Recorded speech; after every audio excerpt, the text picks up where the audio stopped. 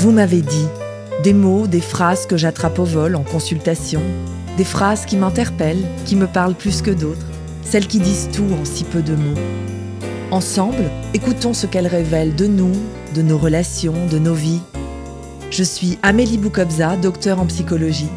Bienvenue dans Vous m'avez dit. Est-ce que c'est mal de ne Je pas suis en aimer train de tomber dedans. et à 100% Ne pas honnête? s'énerver devant Ça veut les dire enfants. accepter que Pas quelqu'un seul, est je parti. suis seul. Si on se sépare, j'aurai l'impression Sans de nous, le vivre temps les avance enfants. quand même. Ça m'a déstabilisée, mais ça m'a plu. Je ne suis pas une femme J'ai d'affaires. tellement envie qu'il m'apprécie pour qui je suis. Vous m'avez dit. Sans nous, le temps avance quand même.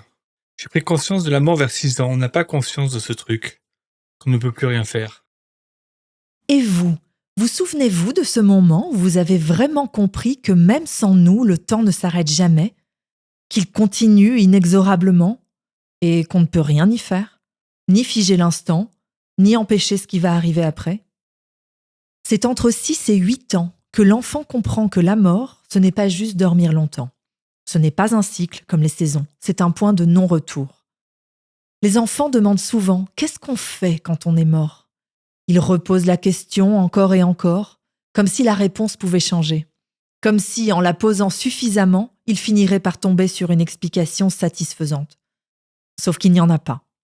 Ils doivent bien sentir, au fond, qu'on n'en sait rien, que personne ne sait. Sauf peut-être ceux qui font tourner les tables et qui sont persuadés d'échanger avec un proche décédé. La mort, c'est ce point aveugle. Héraclite l'avait dit. Ni le soleil, ni la mort ne peuvent se regarder en face. À 4 ou 5 ans, on commence à comprendre la mort des autres. Un poisson rouge, un oiseau dans le jardin. On demande « Il dort ? Il va revenir ?» Et on entend « Non, il est mort. » Alors on l'enterre, on fait un petit rituel et on comprend sans tout comprendre. Parce que ce n'est pas encore notre propre mortalité qu'on réalise, juste celle des autres. Puis, vers 6, 7, 8 ans, on fait le lien. Si les autres peuvent mourir, nous aussi. Et là, tout change. Parce que Chronos, le temps, avale tout sur son passage. Goya l'a peint monstrueux, dévorant un de ses fils. Le temps dévore le temps. Tout ce que le temps touche, il le détruit. Arrêter le temps, le plus grand rêve de l'humanité, plus encore que d'explorer l'espace. On fantasme sur la possibilité de remonter le cours des choses, de figer un instant. Qui ne s'est pas dit, dans des moments de bonheur, de joie, « J'aimerais tellement que le temps s'arrête ». Retour vers le futur, les machines à explorer le temps, les enfants aussi rêvent de fixer le présent. Le soir, ma fille murmure des vœux à ses poupées. Elle ferme les yeux et chuchote. « Faites que ma mère soit morte quand je serai morte. Que ma famille reste comme elle est maintenant. » Elle voudrait un temps figé, une éternité douce où rien ne change. Elle n'est pas la seule. À l'adolescence, il y a un moment étrange. La conscience de la mort est là. Mais on fait tout pour l'oublier. On sait qu'on peut mourir.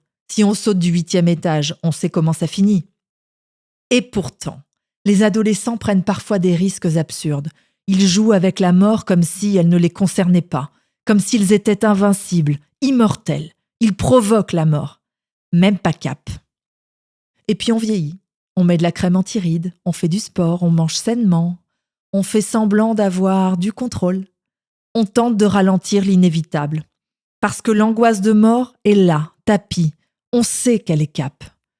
Je pense à ce patient obsédé. Ce qui me hante, c'est ça. Quand je serai mort, la montre continuera de tourner. Et c'est peut-être ça qui nous obsède, l'idée que tout continuera sans nous. On espère maîtriser le temps, on essaie de le remplir, de l'étirer, de lui donner du sens. Mais il y a juste cette course contre l'inexorable. Alors comment vivre avec ça ? Comment vit-on avec cette conscience de la fin ? Qu'on le veuille ou non, dès notre naissance, on a fait un deal. À la vie, à la mort. Nier la mort, c'est nier la vie. Tout comme le monde continue de tourner à la mort d'un proche, la vie continuera aussi sans nous. On est tous égaux là-dessus, ni privilège ni arrangement.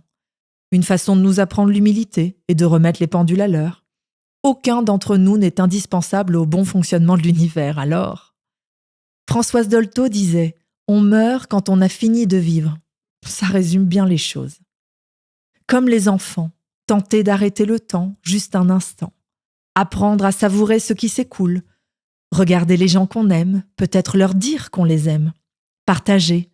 Fermer les yeux en écoutant une chanson, s'arrêter quelques secondes et se dire « Là, maintenant, je suis vivant ». À ceux et à celles qui essaient encore de rattraper le temps, bon jogging et n'oubliez pas de boire. De l'eau, of course. C'était Vous m'avez dit. On se retrouve dimanche prochain à 20h ou en replay. Musique composée par Jean-Manuel Jiménez. Montage Lucas Martineau. Arrangement et direction artistique Brigitte Massiot. Si ça vous a plu, pensez à mettre des étoiles et abonnez-vous pour ne rater aucun épisode.